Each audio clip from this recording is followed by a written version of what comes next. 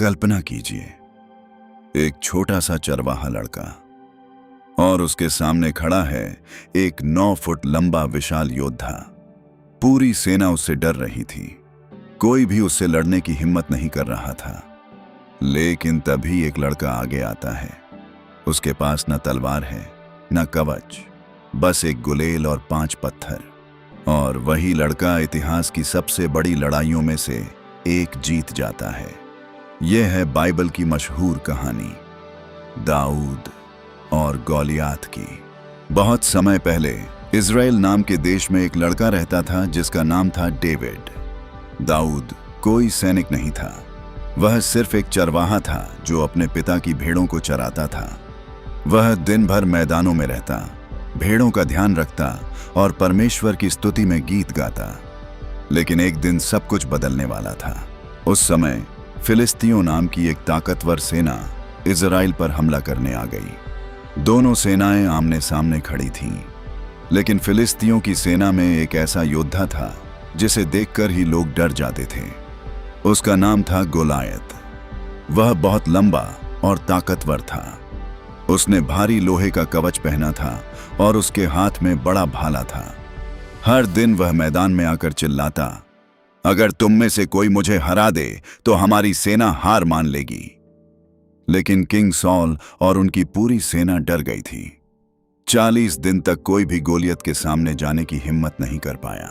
एक दिन डेविड के पिता ने उसे अपने भाइयों के लिए खाना लेकर युद्ध के मैदान में भेजा। जब दाऊद वहां पहुंचा, उसने देखा कि सारी सेना गोलियत से डरकर पीछे खड़ी है। दाऊद ने हैरानी से पूछा, कोई इस आदमी को रोकता क्यों नहीं? यह हमारे परमेश्वर का अपमान कर रहा है। जब लोगों ने सुना कि दाऊद लड़ना चाहता है तो यह बात किंग सॉल तक पहुंची। दाऊद को राजा के सामने लाया गया। राजा ने उसे देखकर कहा, तुम अभी बहुत छोटे हो, गोलियत बचपन से योद्धा है। लेकिन दाऊद ने आत्मविश्वास से कहा, जब मैं भेड़ों को चराता था तब शेर और भालू आते थे। मैं उनसे भी लड़कर अपनी भेड़ों को बचाता था। जिस परमेश्वर ने तब मेरी मदद की, वही आज भी करेगा। राजा यह सुनकर हैरान रह गए। आखिरकार उन्होंने दाऊद को लड़ने की अनुमति दे दी। राजा ने दाऊद को अपना कवच और तलवार पहनने को दिया। लेकिन दाऊद को वह बहुत भारी लगा। उसने कवच उतार दिया और कहा, मैं इससे लड़ नहीं सकता। फिर उसने जमीन से 5 छोटे पत्थर उठाए, अपनी गुलेल ली और गोलियत की ओर चल पड़ा। जब गोलियत ने दाऊद को देखा तो वह हंसने लगा।